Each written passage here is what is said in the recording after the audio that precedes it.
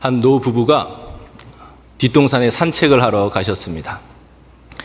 좀 오르막길이고 하다 보니까 이 할머니가 금방 지치셨어요. 좀 피곤한 기색이 역력해서 할아버지에게 도움을 요청했습니다. 영감, 나 좀 업어주면 안 돼요? 할아버지가 별로 내키진 않았지만 그래도 싫다고 할 수는 없어서 마지못해 업어주었습니다. 약간 심술이 나 있었는데 할머니가 이렇게 물어보았습니다. 영감, 나 무겁지요? 할아버지가 바로 이렇게 대답했습니다. 당연히 무겁지, 이 사람아. 머리는 돌이지, 얼굴은 철판이지, 간은 부었지. 그게 당연히 무겁지. 할머니가 기분이 확 상했어요. 당장 내려달라고. 당신 혼자 산책하려면 하라고 하고 휙 돌아서 내려오기 시작했습니다. 할아버지가 아차 싶어서 실수했구나 하고 바로 쫓아서 내려가기 시작하다가 그만 발을 접질렀습니다. 그래서 발이 삐어서 걸을 수 없는 상황이 되었어요. 이래야 또 드라마가 진행이 되잖아요. 어쩔 수 없이 할머니 등에 업힐 수밖에 없는 상황이 되었습니다.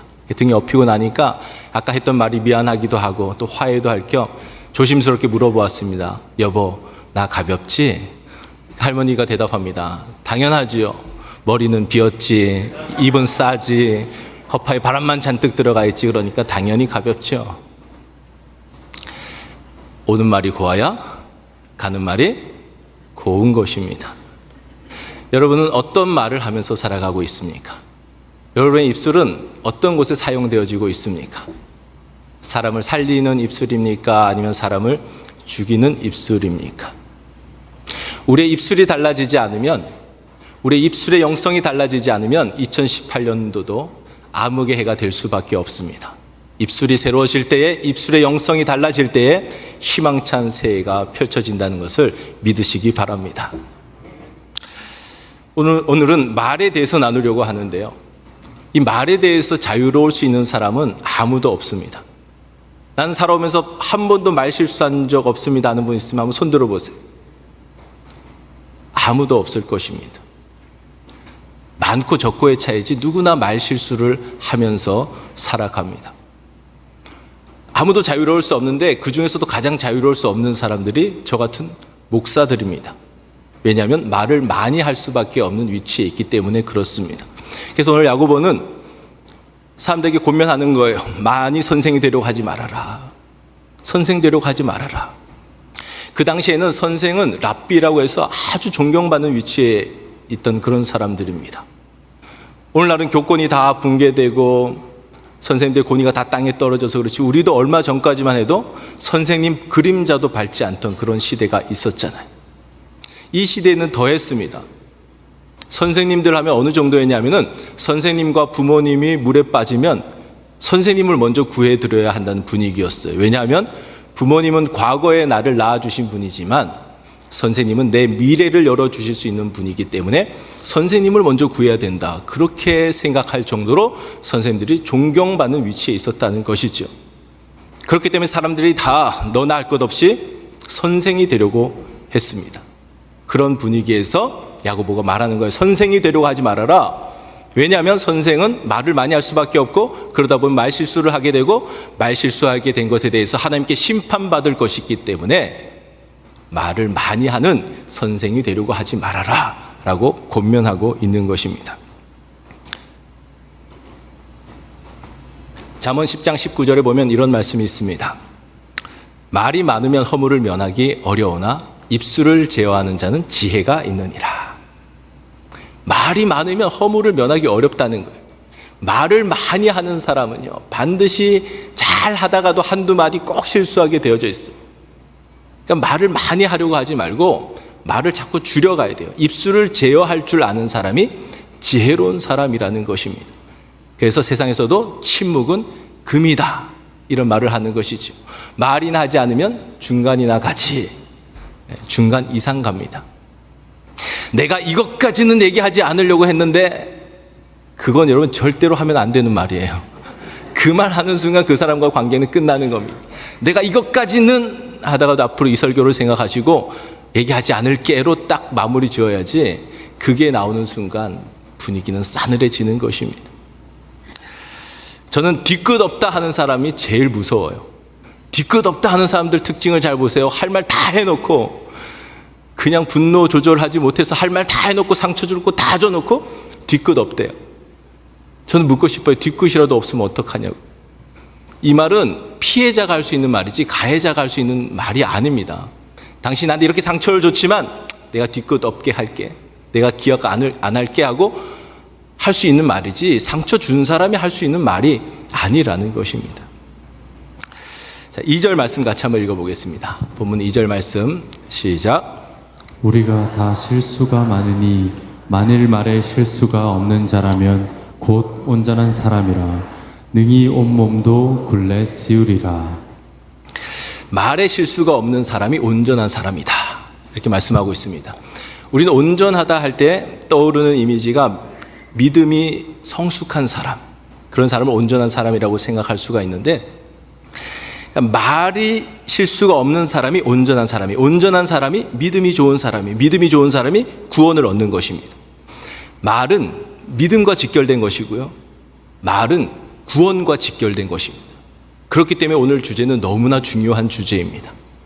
단순히 말 한마디 잘하면 천냥 빚을 갚는다는 그 정도 수준의 얘기가 아니라, 말은 믿음과 구원과 직결된 것이기 때문에 너무나 중요한 주제라는 것입니다. 말이 우리의 온 인생을 조종합니다. 말하는 것에 따라서 살아가게 되는 거예요. 지금 여러분 살아온 삶은 그렇게 말해 왔기 때문에 오늘 이렇게 살아가는 것입니다. 다르게 말해 왔으면 다른 생을 살아가게 되는 것인데, 이렇게 말해 왔기 때문에 이렇게 살아가는 거예요. 3절에서는 말의 입에 재갈 물리는 것에 비유하고 있습니다. 말이 막 중구난방으로 뛰어다니는데 재갈을 딱 물려놓으면은 원하는 대로 우리가 움직여 갈 수 있다라는 것이죠. 배가 아무리 커도, 풍랑이 일어도 작은 키 하나 잘 붙잡고 있으면 그 키가 움직이는 대로 배는 움직여지게 되어져 있다는 것입니다.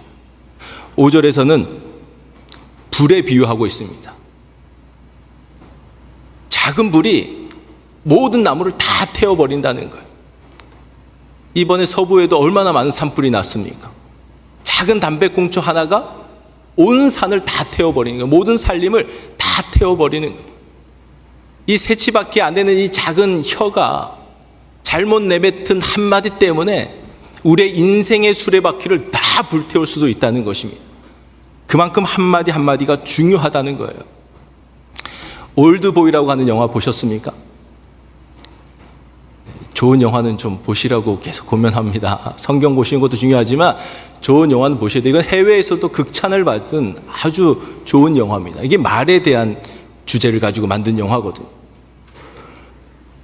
이 주인공이 어렸을 때에 같이 있던 그 동네에 같은 학교를 다니던 그 오누이가 있었는데, 오누이가 사이가 아주 좋아요. 오빠 여동생이 사이가 아주 좋은데 그렇게 사이좋게 노는 모습을 보고 헛소문을 퍼뜨려요. 그냥 장난삼아 한 말이에요. 저 여자아이가 오빠의 아기를 임신했다라고 헛소문을 퍼뜨린 거예요. 그냥 옆에 아이인데 그냥 한마디 던진 게 이게 발 없는 말이 천리 간다고 그냥 쫙 퍼져서 온 동네에 이 소문이 퍼진 거예요. 이런 헛소문이 더 잘 퍼지잖아요. 그 소문이 퍼졌는데 그 아이들이 어떻게 살 수 있겠어요? 여자아이가 자살을 합니다. 그리고 그 오빠가 복수를 결심하면서 살아가요. 결국 감금당하게 되고 15년 동안 만두만 계속 넣어주잖아요. 결국 그 혀가 잘리게 됩니다. 말 한 번 실수해서 자신의 인생도 송두리째 날아가고 다른 사람의 인생까지도 파괴시켜버리는 이런 주제를 다룬 영화라는, 말 한마디가 그렇게 중요하다는 것입니다. 생각 없이 던진 돌에 개구리는 맞아 죽는 거예요. 생각 없이 던진 한마디, 별 의미 없이 던진 그 한마디에 한 사람의 영혼이 망가질 수도 있다라는 것입니다. 말 한마디라고 하는 시가 있어서 소개해 드립니다. 부주의한 말 한마디가 싸움의 불씨가 되고 잔인한 말 한마디가 삶을 파괴한다. 쓰디쓴 말 한마디가 증오의 씨를 뿌리고 무례한 말 한마디가 사랑의 불을 끈다. 그러나 은혜로운 말 한마디가 하루를 빛나게 하고 부드러운 말은 앞길을 환하게 하며 기쁨에 넘친 한마디가 즐거운 이웃을 만든다. 격려하는 짧은 말이 한 인생을 행복하게 할 수 있고 사랑의 음성이 천국을 만들며 때에 맞는 말 한마디가 긴장을 풀어주고 사랑의 말 한마디가 축복을 준다. 말 한마디가 사람을 살리기도 하고 사람을 죽이기도 하는 것입니다. 저는 보기보다 마음이 굉장히 여립니다. 그래서 사람들이 저에게 툭툭 던지는 말에 상처를 잘 받습니다. 안 그래 보입니까? 굉장히 상처를 잘 받으니까 저한테 좀 말을 좀 함부로 하지 말아주세요. 제가 한국에 있을 때 어떤 분이 갑자기 저에게 다가오더니 저한테 이렇게 말씀하셨습니다. 목사님 눈 다 뜨고 다니시는 거예요? 그게 2009년 3월 날짜까지는 밝히지 않겠습니다. 너무 없어 보일까 봐. 그때 그 말이 확 크게 와닿았어요. 저는 그때까지만 해도 제가 눈이 작은 줄 몰랐습니다. 별로 외모에 관심 없이 살았기 때문에 눈 작은 줄 몰랐는데 그 말 듣고 거울을 보니까 눈이 작은 걸 발견한 거예요. 그때부터 제가 사진 찍는 걸 싫어하는 사람이 되었습니다. 그냥 막 찍히는 거는 못 찍히지만 사진 찍는 자리에 저는 안 들어가요. 사진 찍는 걸 너무너무 싫어하는 사람이 된 거예요. 그 한마디가. 또 한 번은 1992년 5월 날짜는 밝히지 않겠습니다. 고등학생 때인데 고등부 예배를 드릴 때예요. 저는 예배 드린 거 어릴 때부터 좋아했습니다. 그래서 누구보다도 찬송 부를 때 열심히 찬송 부르고 막 열정적으로 예배를 드리거든요. 열심히 찬송을 부르는데 제 앞에 있던 친구가 뒤돌아보더니 음정이 틀리잖아 그러는 거예요. 저는 그때까지만 해도 제가 노래를 잘한다고 생각을 했습니다. 그 한마디에 완전히 무너져 내리고 내가 노래를 못하는 사람이구나. 그 친구가 노래를 잘하는 친구였거든요. 제가 가끔 설교하다가 가끔 찬양을 하잖아요. 두렵고 떨리는 이유가 그 한마디 때문에 나는 음정이 확실치 않은 사람이지. 그 한마디가 제 인생을 그렇게 바꾸어 놓은 거예요. 그런가 하면 기억에 남는 좋은 한마디도 있습니다. 제가 고등부 전도사로 있을 때 영등포에 있는 교회에 있었는데 그때 당시에 광명사랑의 집이라는 곳에 매달 방문했습니다. 우리 교회가 광명사랑의 집 도와주고 있더라고요. 거기는 육체적으로는 성장해 가는데 정신적으로 자라지 못하는 그런 아이들이 있는 곳입니다. 근데 영혼은 우리보다 100배는 더 순수해요. 그들과 함께 교제하고 오면 마음이 너무 좋아집니다. 근데 제 옆에 여자 선생님이 계셨어요. 근데 한 친구가 가까이 다가오더니 부인이에요? 그러는 거예요. 그래서 아니야, 나 아직 결혼 못했어. 그랬더니 에이 거짓말, 이렇게 잘생겼는데? 진짜 그랬어요. 진짜 이렇게 잘생긴 총각을 세상의 여자들이 그냥 둘 수가 없다는 거예요. 믿어지지가 않는다는 거예요. 결혼을 못했다는 게. 그때까지는 제가 총각이었었거든요. 저는요, 여러분들의 말 잘 안 믿어요. 근데 그런 친구들의 말을 저는 믿습니다. 거짓말을 못하는 친구예요. 돌려서 말하는 법을 모르는 친구예요. 있는 그대로 보이는 그대로 말하는 친구거든요. 저는 우울할 때마다, 울적할 때마다 그때 그 상황을 떠올리면서 그 한마디를 생각하면 영혼이 살아나는 것을 느낄 수가 있습니다. 여러분들 기억에 남는 말들이 있을 겁니다. 좋은 말들은 마음에 간직하고 살아가는 것 좋습니다. 그런데 여러분에게 상처가 된 말들은 하나님 앞에 나아가서 위로받고 해결받아야 돼요. 그게 계속 마음에 남아있으면 안 된다는 겁니다. 앞으로 여러분 살아가는 날 동안에도 여러분에게 상처 주는 사람들이 항상 있을 수밖에 없어요. 상처 주는 말이 여러분에게 귀에 딱 들려지면 바로 한쪽 귀로 흘려버리는 훈련을 하셔야 됩니다. 그걸 여기로 내려와서 저 사람이 왜 저렇게 얘기했을까? 무슨 의도로 저렇게 얘기했을까? 그걸 계속 묵상하고 있으면 여러분의 영혼이 망가지는 거예요. 그리고 여러분이 피해자였는데 이것이 계속 쌓이면은, 이것이 해결되지 않으면 이게 상처가 되고 그것이 가시가 되어서 다른 사람을 찌르는 가해자로 돌변할 수도 있다는 것입니다. 동쪽에서 뺨 맞고 서쪽에 가서 화풀이 하는 사람처럼 못난 인생이 없는 거예요. 여기서 해결되어져야 된다는 것입니다.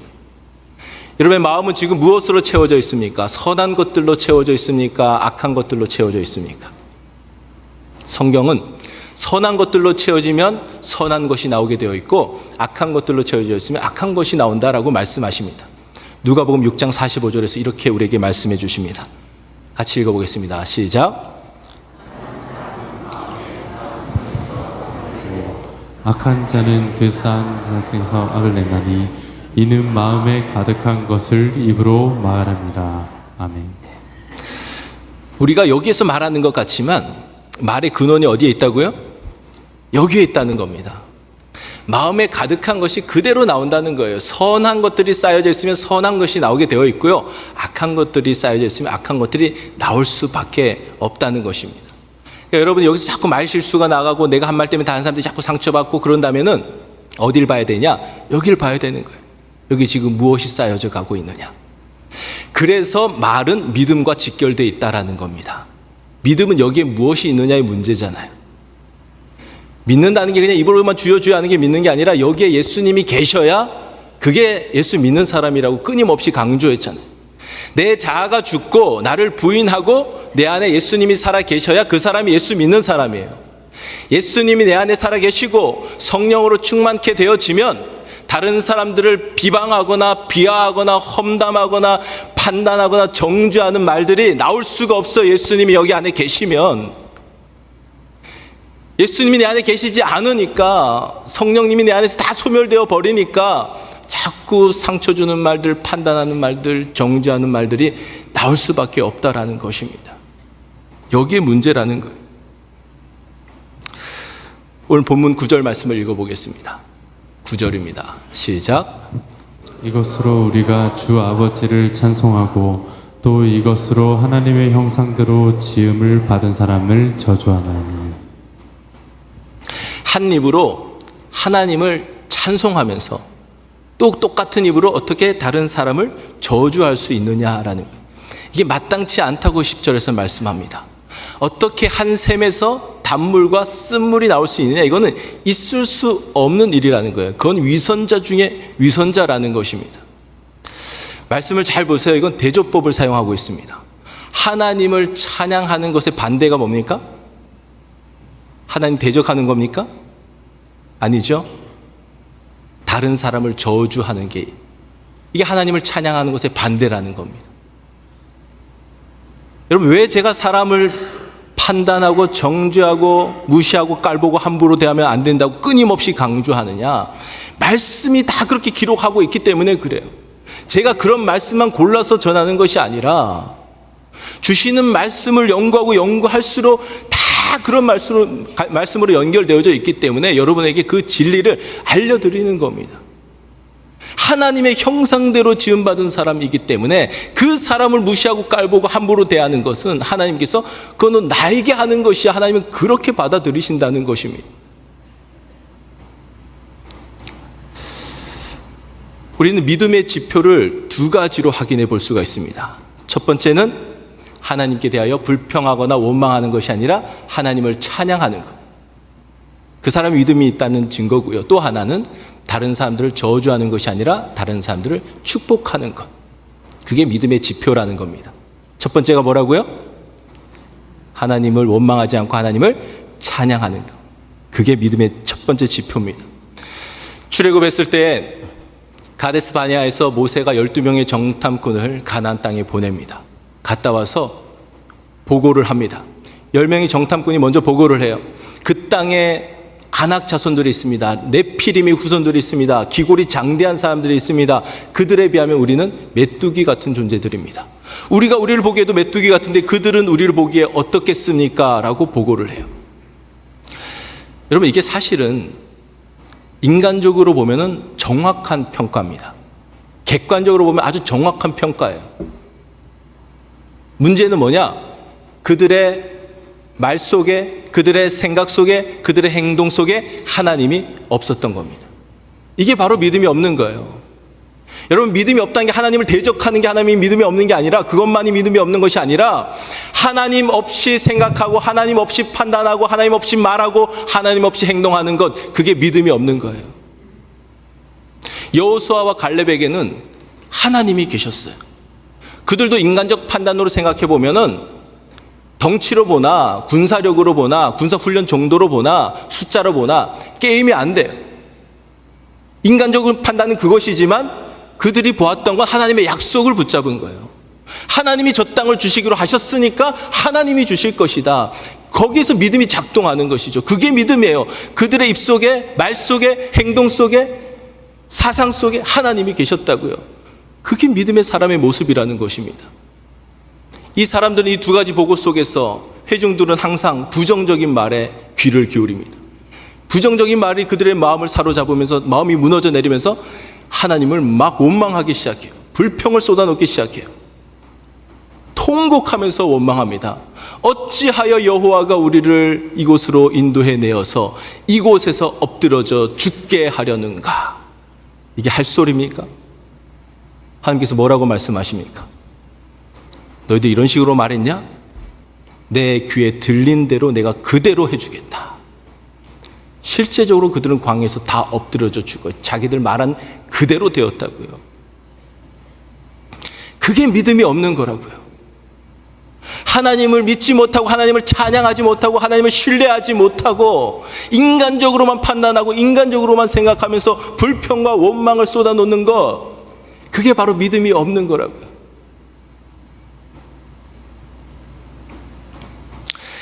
하나님께서 모세에게 나타나셔서 이렇게 말씀하십니다. 이 백성이 어느 때까지 나를 멸시하겠느냐?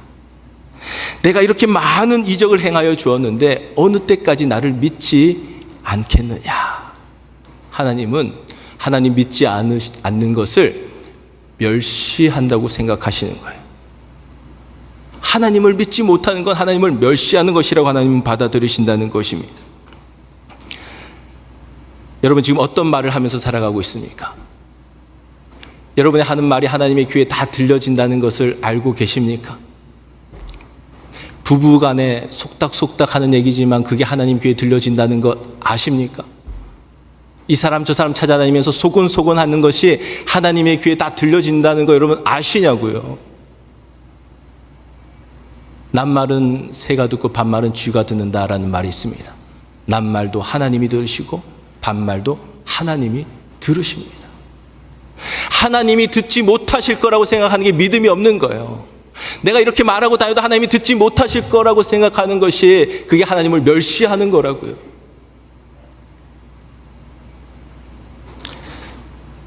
우리의 마음까지도 감찰하시는 분이시라는 것을 우리가 안다면, 우리의 중심까지도 깨뜨려 보시는 분이라는 것을 안다면, 우리는 우리의 마음속에 조그마한 부정적인 것도 생기면 깜짝 놀라서 하나님 앞에 나와 회개하게 되어져 있어요.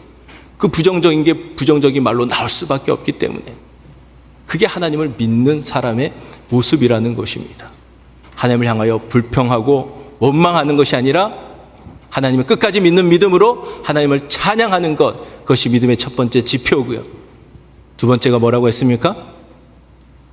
다른 사람들을 저주하는 것이 아니라 다른 사람들을 축복하면서 살아가는 것, 축복의 말을 통하여 다른 사람들을 살리면서 살아가는 것, 그것이 바로 믿음의 사람의 모습이라는 것입니다.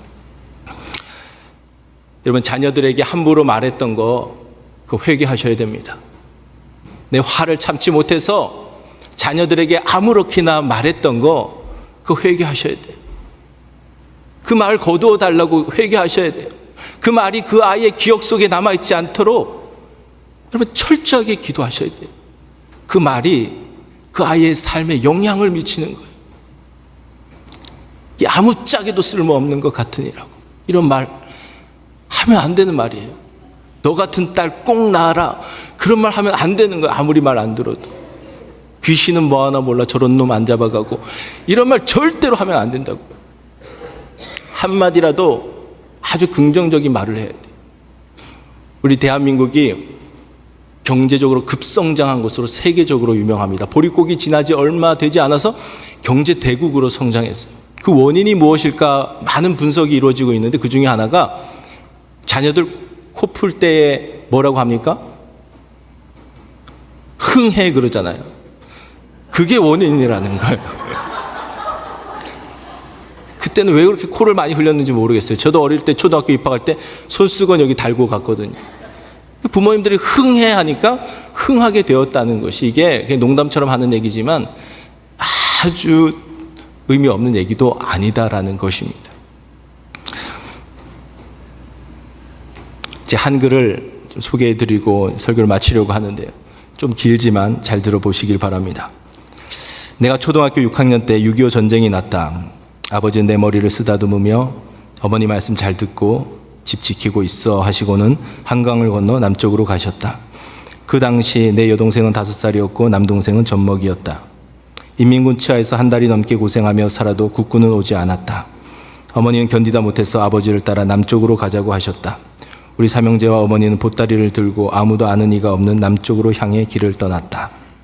일주일 걸려 겨우 걸어서 닿은 곳이 평택 옆 어느 바닷가 조그마한 마을이었다. 인심이 사나워서 헛간에도 재워주지 않았다.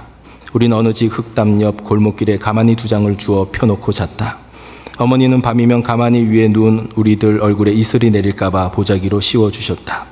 먹을 것이 없던 우리는 개천에서 작은 새우를 잡아 담장에 넝쿨을 뻗은 호박잎을 따서 죽처럼 끓여서 먹었다. 집주인은 호박잎을 너무 따서 호박이 자라지 않는다고 다른 데 가서 자라고 하였다. 그날 밤 어머니는 우리를 껴안고 슬피 우시더니 우리 힘으로는 도저히 남쪽으로 내려갈 수 없으니 다시 서울로 돌아가서 아버지를 기다리자고 하셨다. 다음날 새벽 어머니는 우리들이 신주처럼 소중하게 아끼던 재봉틀을 들고 나가서 쌀로 바꾸어 오셨다.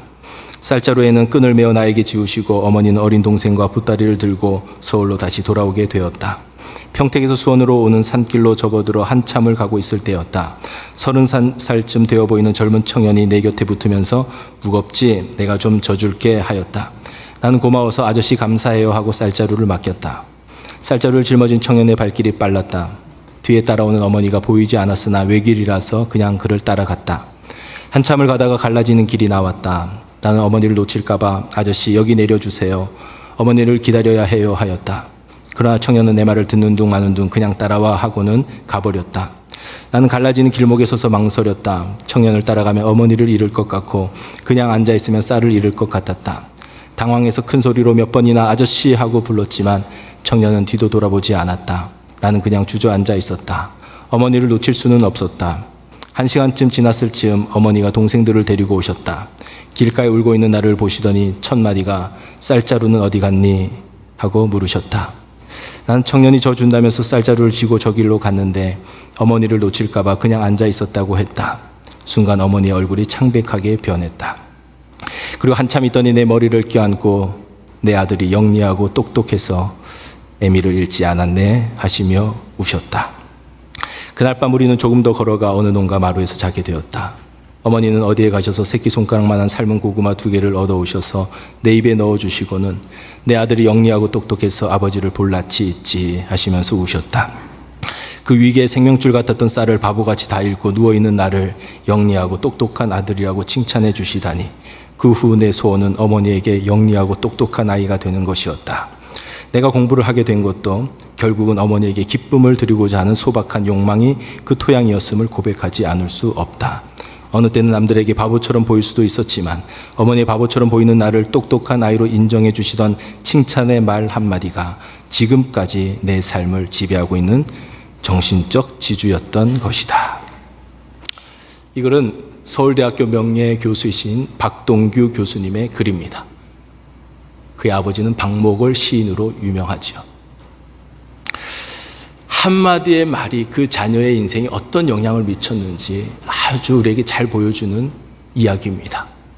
여러분이 그런 상황 가운데 딱 봉착하였다면 여러분은 자녀들에게 무엇이라고 말하시겠습니까? 여러분 지금 어떤 말을 자녀들에게 하면서 살아가고 있습니까? 아이러니하게도 가장 사랑하는 사람들이 우리 가족들인데 가장 많은 상처를 주고받는 사람들이 또 우리 가족들입니다.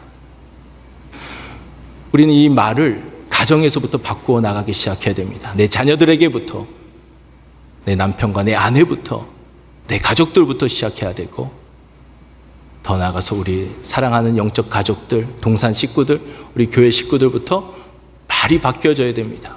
말이 바뀌어질 때 우리 인생이 바뀌어지고 우리 공동체가 바뀌어진 역사가 나타나게 된다는 것입니다.